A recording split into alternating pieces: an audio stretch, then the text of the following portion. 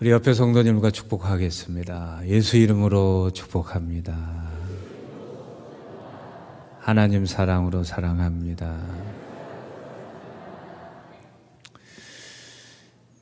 예레미야가 활동했을 때 이스라엘의 상황은 전혀 소망이 없는 절대 절망의 형편이었습니다. 나라를 바빌로니아라는 강대국에 뺏기고 역사상 가장 잔인한 나라 중에 하나였던 이 바빌론은 이스라엘을 침략해서 나라를 어떻게 진멸했냐면은 왕자들을 다 죽여버렸습니다. 그리고 왕의 눈을 뽑아가지고 쇠사슬로 묶어서 자기의 나라로 끌고 갔습니다. 한 나라를 이토록 이렇게 잔인하게 대한 나라는 역사상 그렇게 많지 않아요. 거기에 이스라엘의 미래가 될 만한 사람들을 다 붙잡아 갔습니다. 거기에 다니엘도 있었고 또 이스라엘의 정말 재건할 수 있는 이 꿈까지 전부 빼앗아가 버린. 그러니까 이제 이스라엘은 나라도 망하고 또 사람도 다 붙잡혀가고 이제는 역사 속으로 진멸되고 소멸되는 것이 이제 운명인 나라였습니다. 이 나라가 다시 살아날 수 있는 가능성은 그들에게 없어요. 그들의 의지와 그들의 노력과 그들의 힘으로 일어날 수 있는 가능성은 없습니다. 예레미야는 이 상황 속에서 이스라엘의 소망이 무엇일까? 그것은 단 하나, 하나님이 불쌍히 여겨 주셔야 된다. 하나님이 사랑해 주셔야 된다. 하나님이 성실하게 우리를 이끌어 주셔야 된다. 그것을 소망으로 삼았습니다. 우리 대한민국 보세요. 36년 동안 나라 뺏겼습니다. 나라에 있는 거 전부 다 뺏겼어요. 대한민국에 살 희망이 없었어요. 영국의 이코노미지에서 한국이라는 나라는 그 당시 기준으로 앞으로 100년 동안 가장 가난한 나라로 살 것이다. 이 민족은 사라질 운명이었어요. 단 하나 소망이 있다면 하나님의 긍휼입니다. 하나님이 불쌍히 여겨주셔야 돼요. 우리 인생도 그럴 때가 있어요. 앞으로 가자니 힘이 없고 뒤로 가자니 죽고 싶고 어떠한 살 힘과 그러한 능력도 없을 때 단 하나의 소망은 하나님이 불쌍히 여겨주시는 겁니다. 하나님 나를 도와주시는 그 긍휼이 나를 살리게 하는 유일한 희망입니다. 아직도 자신만만하고 내 힘으로 뭔가 해볼 것 같다? 인생을 몰라서 그런 거예요. 여러분 인생이 힘들고 어려울 때요. 내가 할 일이 아무것도 없을 때 낙심하지 마세요. 실망하지 마세요. 포기하지 마세요. 그렇다고 내 힘으로 해결하려고도 하지 마세요. 하나님의 긍휼이 하나님의 인자하심이 유일한 희망이 될 때가 있습니다. 그 소망으로 일어서시기를 주의 이름으로 기도합니다. 그러면 하나님의 인자하심과 하나님의 긍휼이 우리의 유일한 소망이다. 그러면 이 인자가 무엇이고 긍휼이 뭐냐는 하나님의 이 거룩한 성품이에요. 이 헤세드라는 이 말의 뜻은 무엇인가 하면 하나님의 영원한 불변하지 않는 사랑이에요. 하나님의 사랑은 사랑인데 어떤 사랑이냐면 변치 않는 사랑. 왜 변치 않냐면요. 하나님은 너를 영원히 사랑했다고 약속하셨어요. 이 언약이에요. 하나님은 한 번 언약하면요. 끝까지 지켜요. 끝까지 지키는 사랑. 끝까지 버리지 않는 사랑. 그게 헤세드예요. 상대방이 아무리 죄를 짓고 계약을 파기하고 배반하고 그래도 끝까지 사랑하는 사랑. 그게 헤세드입니다. 예수님의 제자 가룟 유다가 예수님을 은 30에 팔아넘겼어요. 그 계약은 깨져야 마땅해요. 어떻게 자신의 스승을 돈 벌고 팔아넘깁니까? 그런데 요한복음 13장 1절에 보면 예수님께서 자기 사람들, 자기 제자를 사랑하시되 끝까지 사랑하시더라. 이게 헤세드예요. 그 사람의 배반을 하거나 그 사람의 어떠한 자격이나 상관없어요. 그럼에도 불구하고 끝까지 사랑하는 거예요. 벌하지 않는다는 게 아닙니다. 징계하지 않는다는 게 아니에요. 잘못하면 하나님께서 벌을 주시고 하나님께서 징계를 내리십니다. 그러나 징계를 내리실지라도 절대로 하나님은 버리지 않으셔요. 이게 헤세드입니다.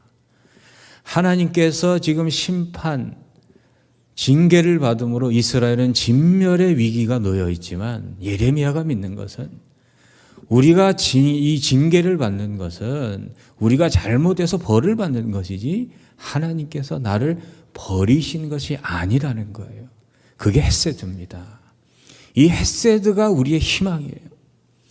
인생이 항상 잘 살 수 있습니까? 다윗도 살인죄 저질고 간음죄 저질렀는데 연약한 내 인생이 하나님 앞에서 항상 의롭고 거룩하게 살 수 있습니까? 우리는 넘어질 때도 있습니다. 죄를 질 때도 있습니다. 그럴 때마다 하나님이 나를 버리신다면은 저를 비롯한 이 자리에서 하나님의 자녀로 살아남아 있을 분이 누가 있겠습니까? 내가 잘해서가 아닙니다. 내가 거룩해서가 아닙니다. 하나님의 헤세드가 영원하기 때문에 우리가 하나님의 자녀로 사는 줄로 믿습니다. 헤세드는 무엇인가? 내가 아무리 부족하고 연약하고 죄 많은 인생이라 할지라도 내가 너를 영원히 사랑하시겠다는 하나님의 언약적 사랑, 불변적 사랑, 변치 않는 사랑, 이게 헤세드입니다. 이것을 믿고 사는 것이 소망이에요. 이 헤세드는 이해하기가 참 힘든데 그것은 나의 어떠한 조건이나 자격이나 나의 행위에 하나님의 사랑이 이 조건되는 게 아니에요. 그것은 하나님이 언약하셨기 때문에 하나님은 하나님 때문에 나를 사랑하시는 거예요. 내가 아무리 공로가 없어도 하나님 때문에 내가 하나님 사랑을 입는 거예요. 태양에서 빛이 나오고 열이 나오듯이 하나님이 사랑이시기 때문에 그 하나님의 사랑 때문에 내가 사랑받는 거예요. 이해가 되세요? 그래서 좀 더 쉽게 이해를 하자면은 이런 겁니다. 다윗이 임금이 되고 아주 잘 됐어요. 맨날 쫓겨다니고 근근하게 살다가 한나라 임금이 됐는데 문득 무슨 생각이 들었냐면 사무엘하 9장 1절에 보면 다윗이 이르되 사울의 집에 아직도 남은 사람이 있느냐? 내가 요나단으로 말미암아 그 사람에게 뭘 베푼다? 은총을 베풀리라. 이 은총이라는 게 헤세드예요. 다윗이 그가 무비보셋입니다. 무서워하지 말라. 내가 반드시 내 아버지 누구로? 요나단으로 말미암아 내게 은총을 베풀리라. 내가 내 할아버지 사울의 모든 밭을 내게 돌아주겠고 또 너는 항상 내 상에서 떡을 먹을지니라. 그래서 하나님의 백성은요 헤세드로 사는 거예요. 내가 하나님의 백성이 되었습니다. 죄로 인해서 영원한 지옥불에 떨어질 그런 운명이었습니다. 그런데 하나님의 아들 예수 그리스도 때문에 하나님의 자녀가 됐습니다. 우리는 하늘나라의 귀족이 되었습니다. 하나님의 자녀가 됐습니다. 누구 때문에? 내가 잘해서 그런 거 아니에요. 여러분이 착해서 그런 거 아니에요. 우리는 예수 그리스도의 헤세드 때문에 하나님의 자녀가 된 줄로 믿습니다. 그래서 이 헤세드는 신약에 와서 뭘로 번역이 되냐면 은혜로 번역이 되는 거예요. 그래서 신약은 은혜의 시대다. 그럼 구약은 은혜의 시대가 아니냐? 성경은 다 똑같아요. 우리는 하나님의 헤세드로 사는 겁니다. 그래서 헤세드라는 것은요, 진짜 헤세드 받은 사람은요, 베풀게 돼 있어요. 여러분이 하나님의 진정한 자녀가 되고 헤세드의 백성이라면은 세상에서 헤세드를 갚으시기를 바랍니다. 아무리 밉고 아무리 증오스러운 사람이라 할지라도 우리는 사랑하며 살아야 돼요. 왜냐하면 예수님 때문에 우리는 헤세드를 갚으며 살아야 돼요. 같이 한번 고백해 주시겠습니까? 성도는 하나님께 받은 헤세드를 예수님 때문에 헤세드하며 삽니다. 오늘 잊지 말아야 할 단어가 뭐예요? 헤세드. 이건 우리나라 말이 아니에요. 히브리 말입니다. 그래서 성경에서 요한일서 요한일서에 보면 하나님의 헤세드를 받은 사람은 어떻게 살아야 되느냐. 요한일서 4장 7절 8절 우리 같이 읽어보겠습니다. 사랑하는 자들아 우리가 서로 사랑하자. 사랑은 하나님께 속한 것이니 사랑하는 자마다 하나님으로부터 나서 하나님을 알고 사랑하지 아니하는 자는 하나님을 알지 못하나니 이는 하나님은 사랑이십니다. 아무리 여러분을 힘들게 하고 상처를 주고 고통을 주고 아픔을 줘도 축복하시기 바랍니다. 헤세드 하시기를 바랍니다. 미워하는 감정이 솟아날 때마다 그 강도보다 더 깊은 강도, 그보다 더 높은 밀도로 축복하시기 바랍니다. 원수를 축복할 때요, 여러분이 축복받은 존재로 사는 거예요. 그게 헤세드입니다. 헤세드 받았으니 헤세드 하시기를 바랍니다. 두 번째 우리의 소망이 뭐냐? 하나님의 긍휼이에요. 긍휼. 하나님의 불쌍히 여겨주셔야 돼요. 예수 그리스도예요. 예수 그리스도 날마다 하나님과 우리 사이의 중보자로서 하나님 사랑하는 백성에게 긍휼을 베푸소서. 이 긍휼이 뭐냐? 헤세드는요, 영원히 불변한 하나님의 사랑이고, 긍휼이라는 것은요, 마땅히 받아야 할 벌을 면제해 주는 사랑. 그게 라함, 그게 긍휼이에요. 여러분, 긍휼 받아야 삽니다. 내가 죄 질 때마다 하나님께서 처벌하시면요, 우리는 살아남질 못해요. 긍휼을 받기 때문에 사는 거예요. 그래서 긍휼이라는 건 뭐냐면은 하나님의 사랑 중에서도 마땅히 받아야 할 벌을 면제해 주는, 이해할 수 없는 사랑이에요. 왜냐하면 하나님은 우리가 어떤 존재인 줄 아냐면은 우리가 먼지이고 우리가 진토이고 질그릇이고 연약해서 죄를 지을 수밖에 없는 존재라는 것을 알기 때문에 이 긍휼이 가장 잘 나타나는 게 구약의 제사예요. 왜 제사를 이렇게 하나님께 드리냐면은 사람이 죄를 지면 하나님은 다 죽여버리면 돼요. 처벌하면 돼요. 그러면 날마다 인간이란 존재는 다 벌받고 살 수밖에 없는데 그 벌을 면제할 수 있는 길이 뭐냐? 그게 예배예요. 자기의 죄를 짐승에 전가하고 짐승을 예물로 드리면 하나님께서 그것을 보시고 죄를 사하시는 거예요. 구약의 제사가 바로 오늘의 예배입니다. 예배가 뭐냐? 하나님께 주고 마땅한 죄인이 하나님의 긍휼로 다시 살아나는 길, 그 길이 바로 예배입니다. 그러니까 예배 때 가장 중요한 건 뭐냐면요, 짧은 시간이지만 우리 희진 반주자가 잔잔하게 하나님의 그러한 이 회개의 심령을 이렇게 불러일으키는 음악이 연주될 때 여러분의 죄를 다 내려놓고 하나님께 긍휼을 구하는 거예요. 그게 예배의 핵심이에요. 긍휼이 뭐냐? 긍휼은요, 죽어 마땅한 자를 죽이지 않은 하나님의 은혜예요. 하나님은 너무나 우리의 처지와 우리의 연약함을 알기 때문에 하나님께서 예수 그리스도로 우리의 죄값을 치러주시고 하나님의 자녀로 삼아주신, 이게 긍휼이고 이게 라함이라는 뜻인 줄로 믿습니다. 헤세드는 어떻게 해야 된다고요? 헤세드 받은 사람은 헤세드하며 살아야 돼요. 라함도 마찬가지예요. 긍휼 받은 사람은 좀 긍휼히 여기며 살아야 돼요. 좀 불쌍히 여기며 살아야 돼요. 라함, 긍휼 받은 사람은 긍휼을 베푸며 살기를 주의 이름으로 축복합니다. 그래서 예수님께서 뭐라 그러셨어요? 긍휼히 여기는 자는 긍휼히 여김을 받는다, 이렇게 말씀하셨어요. 전 세계에서 가장 우수한 알파벳이 뭐냐? 여러분, A, B, C, D 뭐 그런 또 아라비아 숫자들 보세요. 글씨 보세요. 어떻게 쓸 줄도 몰라요. 전 세계에서 가장 과학적이고 가장 새롭고 그 글자가 정해진 날짜와 시간을 알 수 있고 가장 배우기 쉬운 그 알파벳이 뭐냐면, 전 세계 알파벳이 11개밖에 없는데 가장 새롭고 가장 혁신적이고 가장 과학적이고 가장 배우기 쉬운 알파벳이 뭔 줄 아세요?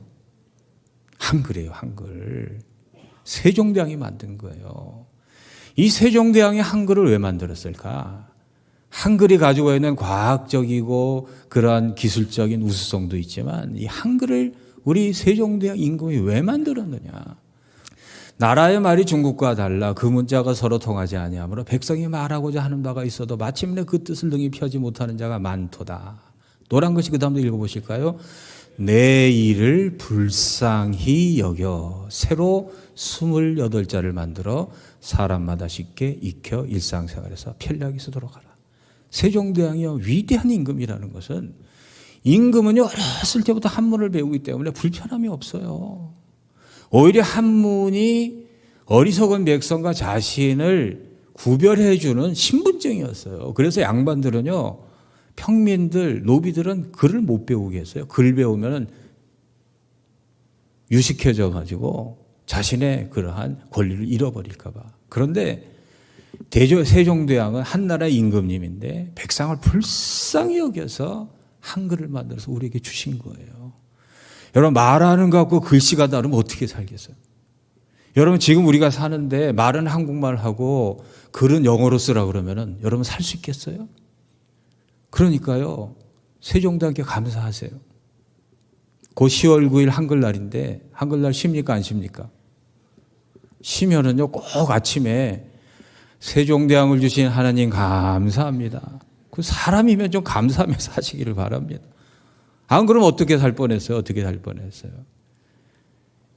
한 나라의 국민을 불쌍히 여기는 임금님의 긍휼 때문에 우리가 이렇게 사는 거예요. 하물며 모든 우주 만물을 창조하신 하나님의 긍휼 때문에 우리가 사는 줄로 믿습니다.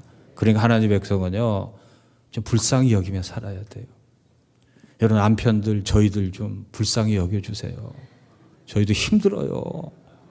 사회 속에서 맨날 꾸지람 받고 상사한테 눈치 보며 살아야 되고 돈 그거 몇 푼 벌려고 정말 자존심 다 꺾고 이루고 살아야 돼요.